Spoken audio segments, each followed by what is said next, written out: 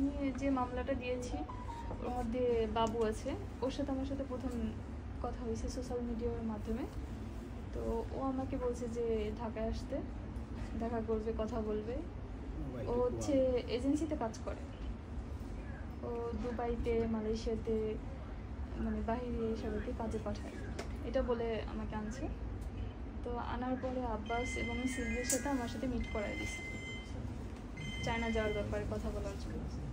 তো ও ছিল, আমরা উত্তরাতে বসছি, একটা চাইনিজ রেস্টুরেন্টে দেখা করানোর জন্য বসছি।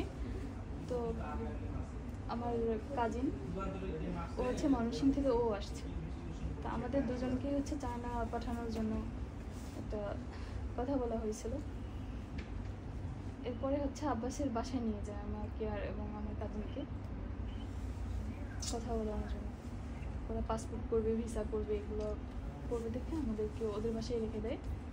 এবং জুনের 14 তারিখে, 13 তারিখে হচ্ছে আমার কাজিনের ফ্লাইট ছিল এবং 14 তারিখে হচ্ছে আমার ফ্লাইট ছিল। ওখানে যাওয়ার পর আপনার সাথে কি হয়েছে? ওরা তো আসলে কাজের কথা বলছে, যেমন আমি তো বিউটি পার্লারে কাজ করতাম, তো ওরা সেটাই বলছে, কিন্তু ওরা আসলে ওইখানে যাওয়ার পর এই কাজটা দেয় না। ওরা আপনার সাথে শারীরিক নির্যাতন করে, মানে বিভিন্ন সময় বিভিন্ন চাইনিজ আসে। কিভাবে মুক্তি পেলেন? ওরা আমাকে বলছে যে বাংলাদেশ নিয়ে আসবে, আমাকে আনবে, আমার কাজিনকে আনবে না, কারণ হচ্ছে ও যদি এখানে থাকে তাহলে আমি নেক্সট টাইম যেতে পারি, আর আমার সাথে আরও 4টা মেয়ে পাঠাবে, এরকম চুক্তি হয়েছে। যার কারণে হচ্ছে সিলভি নামে যে মেয়েটা, ওর হাজব্যান্ডও চাইনিজ, ওর হাজব্যান্ড ও এবং ওর হাজব্যান্ডের ভাগনা, ওরা 4 জন মিলে আমাকে নিয়ে আসছে বাংলাদেশে। 31 আগস্ট আমি বাংলাদেশে আসছি। আপনি কি বিয়ে করেছেন? কোনো চাইনিজকে বিয়ে করে গিয়েছেন চীনে? ওরা একটা ফ্রড, একটা ডুপ্লিকেট একটা কাগজ করছে, যে বলছে যে চায়নাতে গেলে পরে এটা করতে হয়, তাছাড়া চায়নাতে ঢুকতে দেবে না, সেটা বলছে।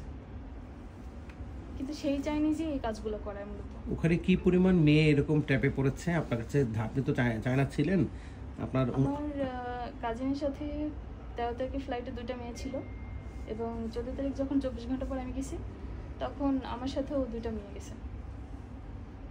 আর আমার জানা মতে ওরা অনেক বছর ধরে এই কাজের সাথে নিয়োজিত। ওরা বিভিন্ন সময় অনেক মেয়ে, আমি এটা গুনে বলতে পারবো না, কিন্তু ওরা অনেক মেয়েকে এরকম পাঠায় যাদের খোঁজও নাই। বেসিক্যালি ওরা নির্যাতন করে, মারধর করতো কি? প্রচুর মারধর করে। আমি আসার পরে যখন আমি মামলাটা করছি, ওরা যখন জানতে পারছে, আমার কাজিনের থেকে ফোনটা নিয়ে নিছে, ওকে অনেক মারধর করছে।